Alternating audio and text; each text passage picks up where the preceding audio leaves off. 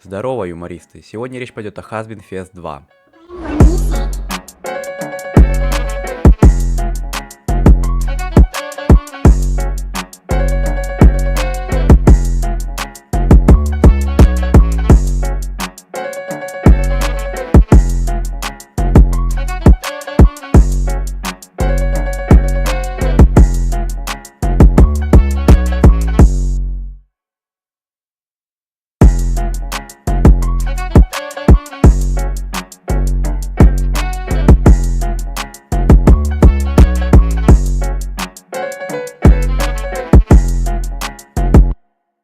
Мероприятие состоялось 28 апреля 2024 года.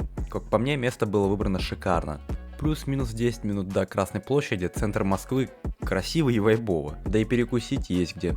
Особенно мне зашла архитектура, ведь заходя в дворы, ты ощущаешь всю эстетику градостроения 13 века.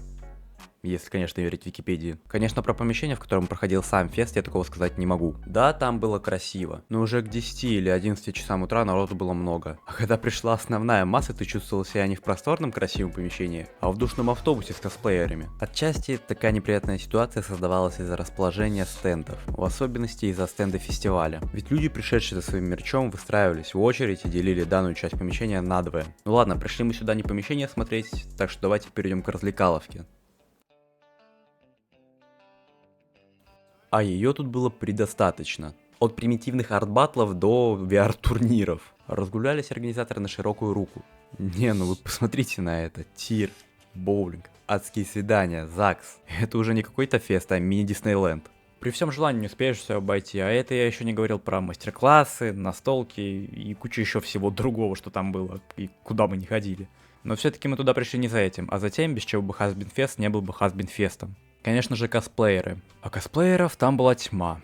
И все они были добрейшей души люди, никто нам не отказывал в фото. Все были они счастливы и довольны, из-за чего хождение по фесту, не знаю даже как сказать, было более приятным. Короче, вот вам пару фоток. Да, неплохо. Еще больше фоток вы можете найти в их группе ВКонтакте. Кстати, к моему большому удивлению, как я понял, для прессы и волонтеров был бесплатный обед, за что отдельное спасибо организаторам. Я, если что, был в качестве прессы.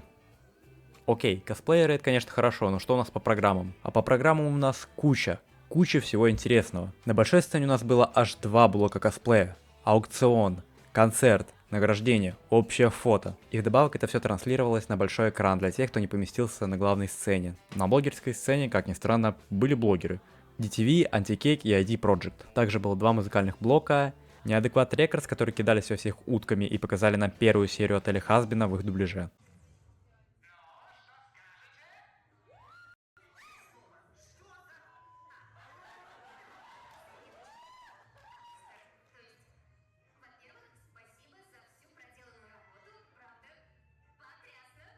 И премьера клипа. Еще был лекторий с не менее интересной программой, но туда мы не пошли, так как были на блогерской сцене. Потом на главной, потом на блогерской, потом на главной и так и далее. Программы получились классные, но есть небольшая заминка. Все это проходило в одно и то же время, и поэтому приходилось ставить приоритеты, куда пойти и что скипнуть. Как пример, хочешь ты поучаствовать в аукционе и еще посмотреть, что там будет говорить DTV. А нет, ты не можешь, тут не состыковочка в таймингах, выбирай куда идти. Так что если вы шли на фестиваль, по-хорошему все надо было распланировать заранее, что, когда и куда. Что ж, давайте перейдем к главной сцене и косплею на ней. По сравнению с предыдущим фестом, тут косплеи и сами номера были намного интереснее и лучше. Еще косплей был не только на тематику фестиваля, но и на другие фандомы. Вот, например, зацените ДБД или вот Дота или... Подождите. Концерт кишлака тут! Концерт кишлака тут! Были уж совсем интересные номера. Вы скажете пошлость, разврат. А кто против, в принципе? Хотелось бы еще сказать пару слов про маркет, ведь товаров там было много и деньги было куда деть. И это классно, то, что люди могут заработать и продвинуть свой товар в массу благодаря таким фестам. Что ж, самое основное и интересное я вам вроде рассказал. Давайте лучше вернемся на годик назад и сравним первый Husband Fest со вторым.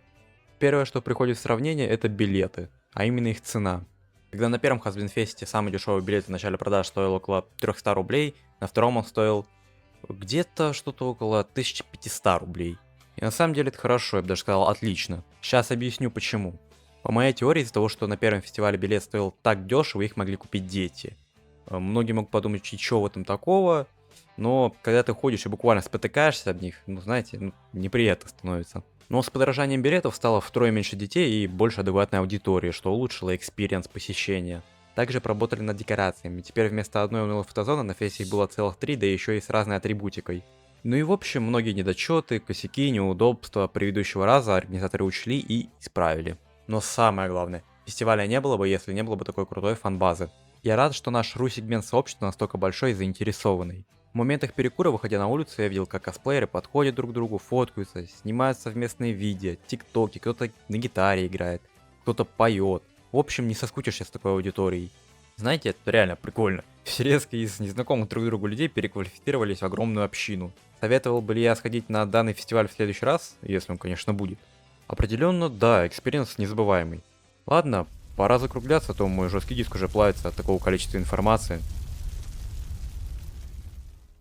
В конце хочу поздравить всех победителей, как косплееров, так и ребят, которые участвовали в арт-батле. Желаю дальнейших успехов. Также хочу поблагодарить организаторов за проведение данного фестиваля, волонтеров и, конечно же, всех тех, кто пришел туда. Ведь именно вы, те, кто пришел, создавали атмосферу, которая продлилась весь Hazbin Fest 2.